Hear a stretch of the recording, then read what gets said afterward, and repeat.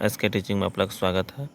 हम लोग फिजिक्स पढ़ रहे थे जो कि 210 इम्पोर्टेंट VBI ऑब्जेक्टिव देख रहे थे जो कि कोई भी एग्ज़ाम के लिए बहुत इम्पोर्टेंट है। हम लोग 60 नंबर तक देख चुके थे। आज 61 नंबर से ऑब्जेक्टिव होगा। जो भी स्टूडेंट नहीं देखे हैं पीछे का वीडियो को पहले देख लीजिए, पार्ट 1 और पार्ट 2 में है। ठीक है, 30 क्वेश्चन की सीरीज चल रहा है। आज जो है थर्ड वीडियो है ये फिजिक्स का, तो आप लोग अच्छे से देखिएगा और चैनल को अगर सब्सक्राइब नहीं किए हैं चैनल को सब्सक्राइब कर लीजिएगा। तो हम शुरू करते हैं 61 नंबर से। देखिए क्या कहता है 61 नंबर क्वेश्चन। कहता है 1 मीटर फोकस वाले किसी अवतल लेंस की क्षमता क्या होगा। जानते हैं अवतल लेंस की क्षमता जो है D बराबर क्या होता है 1/f होता है। क्या होता है 1/f। तो यहाँ पर 1 और बटे f यानी फोकस कितना है 1 ही है। तो यहाँ पर 1 में 1 से भाग दीजिएगा तो कितना हो जाएगा 1 डायोप्टर। तो इस तरह से आंसर मेरा क्या हो जाएगा 1D हो जाएगा। तो इस तरह से समझ सकते हैं आप लोग। अगला क्वेश्चन देखिए क्या कहता है, इसको छोड़ दीजिए। यहाँ पर थोड़ा सा 23 नंबर क्वेश्चन देखिए क्या कहता है, 63 नंबर क्वेश्चन देखिए। कहता है कि किसी पदार्थ ऐसे पदार्थ जिनसे होकर प्रकाश आसानी से पार कर जाता है उसे क्या कहते हैं पारदर्शी पदार्थ। जानते हैं जिनसे कि प्रकाश आसानी से पार कर जाएगा उसको पारदर्शी पदार्थ कहेंगे, और जिनसे प्रकाश आसानी से पार नहीं करेगा उसको अपारदर्शी पदार्थ कहेंगे। तो ठीक है, इस तरह से क्वेश्चन देखिए। अगला क्वेश्चन 64 नंबर, किस दर्पण द्वारा किसी वस्तु का वास्तविक प्रतिबिंब मिल सकता है। जानते हैं आप लोग वास्तविक प्रतिबिंब जो है केवल अवतल दर्पण में। वास्तविक प्रतिबिंब किस में बनता है अवतल दर्पण में। अवतल दर्पण में दोनों तरह का वैसे प्रतिबिंब बनता है। अवतल में याद रखना है वास्तविक भी बनता है और 5 कंडीशन में वैसे वास्तविक बनता है। और छठा कंडीशन में जो है जब वस्तु P और F के बीच हो तो उस समय जो वस्तु के जो प्रतिबिंब बनता है आभासी बनता है। आभासी यानी काल्पनिक प्रतिबिंब बनता है। और आभासी प्रतिबिंब बताए थे सीधा बनता है, और वास्तविक प्रतिबिंब कैसा बनता है उल्टा बनता है। याद रखना है इसको। ठीक है, अगला क्वेश्चन देखिए क्या कहता है 64 के बाद 65 नंबर क्वेश्चन देखिए क्या कर रहा है। अच्छे से वीडियो को देखिए और चैनल को सब्सक्राइब नहीं किया चैनल को सब्सक्राइब कीजिए। ठीक है, आगे देखिए क्या कहता है, किस दर्पण द्वारा किसी वस्तु का काल्पनिक प्रतिबिंब मिल सकता है। जानते हैं तीनों प्रकार के दर्पण में हम जो है कौन सा दर्पण, तीनों प्रकार के दर्पण में जो है काल्पनिक प्रतिबिंब मिल सकता है। जैसे कि जानते हैं पहला दर्पण या दर्पण बताए थे 2 प्रकार का होता है, एक समतल दर्पण दूसरा गोलीय दर्पण। ठीक है, और गोलीय दर्पण को फिर कितना भागों में बांटा गया है 2 भागों में, एक अवतल दर्पण दूसरा उत्तल दर्पण। यहाँ पर समतल दर्पण उत्तल दर्पण और अवतल दर्पण तीनों प्रकार के दर्पण में जो है एक तरह से हम लोग क्या कहते हैं काल्पनिक प्रतिबिंब बनता है। ठीक है, याद रखना है बताए थे समतल दर्पण में सिर्फ काल्पनिक ही प्रतिबिंब बनेगा। ठीक है, और फिर उत्तल में भी क्या बनेगा काल्पनिक ही बनेगा। लेकिन यहाँ पर जो है अवतल दर्पण में जो है वास्तविक और काल्पनिक दोनों तरह का प्रतिबिंब बनेगा। तो यहाँ पर जो है तीनों प्रकार के दर्पण में जो है यहाँ पर काल्पनिक प्रतिबिंब बनता है, याद रखना है। अगला क्वेश्चन देखिए क्या कहता है कि वस्तु से छोटा और आभासी प्रतिबिंब किस दर्पण से प्राप्त होता है। जानते हैं वस्तु से छोटा जो है उत्तल दर्पण में। यहाँ पर देखिए हम फिगर 1 बना के दिखाते हैं आप लोग को। इस तरह से जो है मान लीजिए ई कौन सा दर्पण है उत्तल दर्पण है। बीच में हम ले लिए मुख्य अक्ष, इसको क्या कहते हैं मुख्य अक्ष ले लिए। यहाँ पर मान लीजिए कोई इधर फोकस हो जाएगा, यहाँ पर क्या हो जाएगा फोकस हो जाएगा, और यहाँ पर C हो जाएगा वक्रता केंद्र हो जाएगा। फोकस अब देखिए यहाँ पर कोई वस्तु जो है इधर से आया और यहाँ टकराया, और टकराने के बाद जो है इस सीधा जो है थोड़ा सा इधर मुड़ जाएगा। ठीक है, यहाँ पर जो इस तरह से आएगा तो यहाँ पर जो इधर तिरछा भाग जाएगा क्योंकि उत्तल दर्पण है यहाँ पर फिगर। और जानते हैं इसको यहाँ पर थोड़ा पीछे की ओर बढ़ाना पड़ेगा ताकि फोकस से जाती हुई प्रतीत हो जो।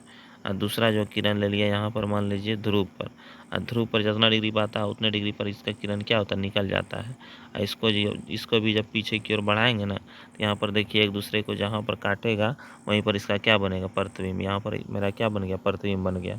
यहाँ पर प्रतिबिंब जो बना देखिए क्या कहता है वस्तु से छोटा बना है ना, कहता है वस्तु से छोटा और आभासी प्रतिबिंब, यानी वस्तु जिधर है देखिए वस्तु यहाँ पर है ऊपर में तो यहाँ भी प्रतिबिंब क्या बना ऊपरी में बना है लेकिन दर्पण के पीछे बनता है। वही कहता है आभासी प्रतिबिंब किस दर्पण से प्राप्त होता है। तो याद रखना है उत्तल दर्पण से। इंपॉर्टेंट क्वेश्चन है, इसको अच्छे से देख लीजिएगा। ठीक है, और याद भी रखना है, हम फिगर भी बता दिए इसमें, याद रखना कहीं पर भी वस्तु को रख दीजिए यहाँ पर जो है हमेशा जो है वस्तु से छोटा प्रतिबिंब बनेगा और P और F के बीच में ही बनेगा। ठीक है, इंपॉर्टेंट क्वेश्चन है। अगला क्वेश्चन देखिए क्या कहता है, अवतल दर्पण की फोकस दूरी उसकी वक्रता त्रिज्या की डैश होती है, आधी होती है। अवतल दर्पण की फोकस दूरी इसकी वक्रता त्रिज्या की क्या होती है, आधी होती है। जानते हैं एफ बराबर क्या होता है, एफ बराबर बताए हैं r/2, r/2 होता है। एफ बराबर क्या होता है, r/2 होता है, याद रखना है। अगला कहता है मोटर गाड़ी के चालक के सामने, मोटर गाड़ी के चालक के सामने जो है उत्तल दर्पण, कैसा दर्पण, उत्तल दर्पण है। जानते हैं उत्तल दर्पण क्यों प्रयोग किया जाएगा साइड मिरर में, क्योंकि जो है वस्तु जो है एक तरह से प्रतिबिंब जो है ना छोटा बनेगा उसमें अवतल दर्पण में और सीधा बनेगा प्रतिबिंब, इसीलिए इसका उपयोग किया जाता है, किसका, उत्तल दर्पण का। ठीक है, इस तरह से समझ सकते हैं। अगला क्वेश्चन देखिए क्या कहता है, अच्छे से देखिएगा। अगला क्वेश्चन 69 नंबर देखिए क्या कहता है कि उत्तल दर्पण द्वारा बना प्रतिबिंब हमेशा, उत्तल दर्पण में जो है हमेशा काल्पनिक प्रतिबिंब बनता है। और काल्पनिक प्रतिबिंब कैसा होता है, काल्पनिक का ही दूसरा नाम हम बताए थे, काल्पनिक का दूसरा नाम क्या होता है, आभासी। क्या होता है, आभासी। तो यहाँ पर याद रखना है काल्पनिक का दूसरा नाम आभासी होता है। और आभासी यहाँ पर देखिए सी है ना, यहाँ पर सी मतलब हो गया सीधा। काल्पनिक का दूसरा नाम आभासी और सीधा, आभासी मतलब यहाँ पर जो है सीधा प्रतिबिंब। काल्पनिक प्रतिबिंब कैसा होता है, सीधा होता है। कहता है अगला क्वेश्चन देखिए क्या कहता है, संबंध F बराबर r/2 सत्य है। हाँ ये सत्य है, अवतल दर्पण और उत्तल दर्पण दोनों के लिए सत्य है, याद रखना है। अगला क्वेश्चन देखिए क्या कहता है, जब प्रकाश की किरण एक माध्यम से दूसरे माध्यम में प्रवेश करती है तो अपने पूर्व पथ से विचलित हो जाती है। ठीक है, इसे क्या कहते हैं, प्रकाश का अपवर्तन कहते हैं। अगला चैप्टर इंपॉर्टेंट है, ये भी स्टार्ट हो गया है। कहता है जब प्रकाश की किरण जो है उत्तल दर्पण में के लिए, जब प्रकाश की किरण एक माध्यम से दूसरे माध्यम में प्रवेश करती है तो अपने पूर्व पथ से क्या हो जाती है, विचलित हो जाती है। इसे क्या कहते हैं, प्रकाश का अपवर्तन कहते हैं। इसे क्या कहते हैं, प्रकाश का अपवर्तन। थोड़ा सा हम प्रकाश का अपवर्तन को समझा देते हैं, इसलिए खाली जगह है, अच्छे से देखिएगा। देखिए यहाँ पर जो है प्रकाश का अपवर्तन को समझा रहे हैं, थोड़ा सा ध्यान दीजिएगा थोड़ा सा। ठीक है, देखिए यहाँ पर देखिए प्रकाश का अपवर्तन में के लिए यहाँ पर माध्यम की आवश्यकता आती है। मान लीजिए दो माध्यम है, एक है ऊपर में, पहला माध्यम मान लीजिए हवा, पहला माध्यम क्या माने, हवा, इसको विरल बनेगा। और नीचे मान लीजिए जल है, नीचे क्या है, जल है, जल यानी पानी है। ठीक है, यहाँ पर हवा है एक तरह से, यहाँ पर पानी है। ठीक है, इस तरह से कोई भी प्रकाश का किरण आया, अब यहाँ पर जो है एक अभिलंब डाल देते हैं इस तरह से। ठीक है, अभिलंब डाल दिए, इसको जाना चाहिए सीधा, लेकिन ये क्या हो जाएगा, अभिलंब की ओर मुड़ जाएगा।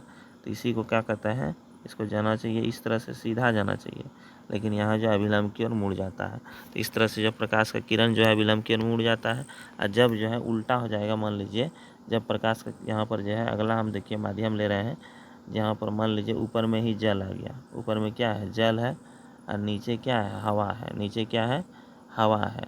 जल को क्या बोलेंगे हम, जल को बोलेंगे सघन माध्यम, जल को क्या बोलेंगे, सघन माध्यम, और हवा को बोलेंगे विरल माध्यम।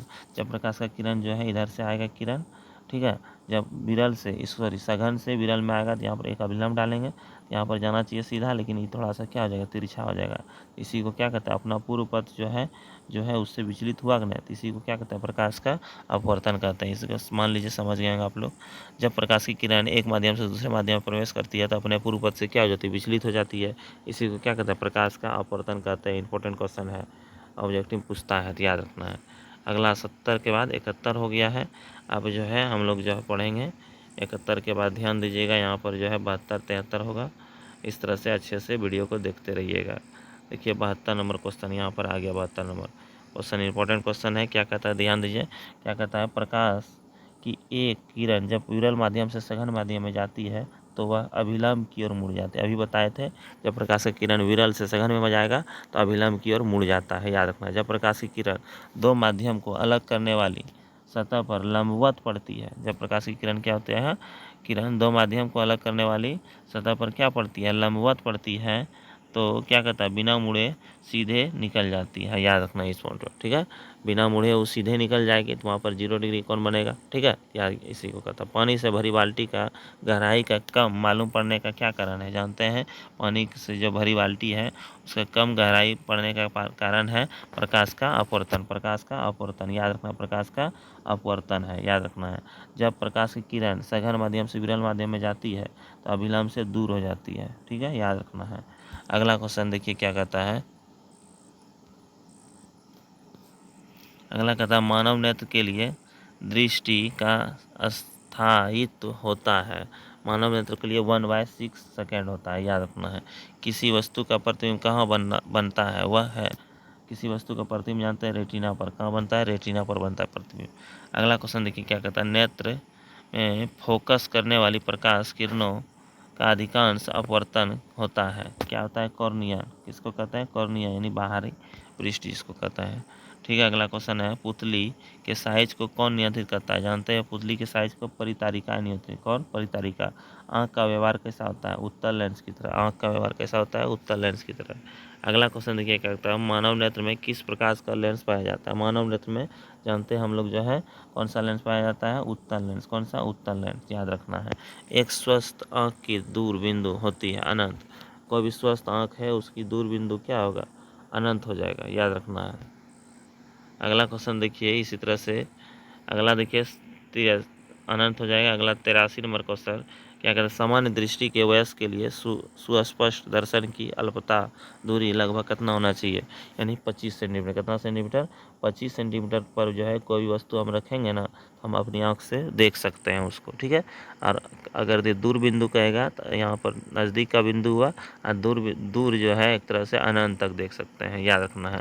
अगला क्वेश्चन जो है क्या कहता है, ध्यान दीजिएगा, नेत्र द्वारा किसी वस्तु का प्रतिबिंब कैसा प्रतिबिंब होता है, बनता है। जानते हैं प्रतिबिंब वास्तविक बनता है, उल्टा और छोटा बनता है, याद रखना है। वास्तविक उल्टा और छोटा बनता है। अगला क्वेश्चन, निकट दृष्टि दोष को दूर करने के लिए चश्मे में किस तरह का लेंस का व्यवहार किया जाता है। निकट देखिए यहाँ पर निकट जो है इसमें 3 गो वर्ण है। ठीक है, और यहाँ पर देखिए अवतल में 4 गो है, तो इस तरह से यहाँ पर 3 से 4 हो गया है। यहाँ पर जो है एक तरह से अवतल लेंस, किसका, अवतल लेंस का प्रयोग करते हैं, याद रखना है। ठीक है, इसी तरह से जो है 85 नंबर हो गया। अब 85 के बाद क्या चलेगा, 86 नंबर क्वेश्चन देखिए। 86 नंबर अच्छे से देखिए। ठीक है, अभी समय है, देखिए अगला क्या कहता है, किस लेंस का उपयोग कर दीर्घ दृष्टि दोष को संशोधित किया जाता है। जानते हैं उत्तल लेंस, किसका, उत्तल लेंस को संशोधित किया जाता है। किस दृष्टि दोष का अवतल और उत्तल दोनों लेंसों से बनी द्विफोक्सी लेंस द्वारा संशोधित किया जाता है, यानी कि जरा दृष्टि दोष भी कह सकते हैं उसको। ठीक है, अब देखिए आगे, जो नेत्र निकट स्थित वस्तु को साफ नहीं देख सकता है उस नेत्र में होता है। जानते हैं जब निकट की वस्तु को नहीं देख पाया तो उसको दूर दृष्टि दोष कहते हैं। निकट की वस्तु में दूर दृष्टि दोष। किस रंग का व्यवहार विचलन न्यूनतम होता है, किस रंग का व्यवहार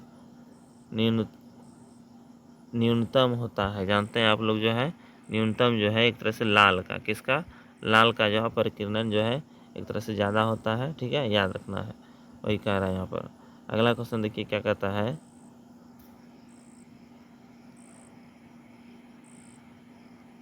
अगला है श्वेत रंग कितने रंगों के मेल से बना है। कितना रंग, 7 रंग। इंपॉर्टेंट क्वेश्चन है, श्वेत रंग जो है 7 रंगों से मिलाकर बनाया गया है, याद रखना है। Important question. इस तरह से हम लोग जो है आज थर्ड वीडियो था। आगे जो है अगर बोलिएगा तो अच्छे से और भी वीडियो इसी तरह से डालते रहेंगे, और चैनल को सब्सक्राइब कर लीजिएगा। मिलते हैं नेक्स्ट वीडियो में। जय हिंद, जय भारत।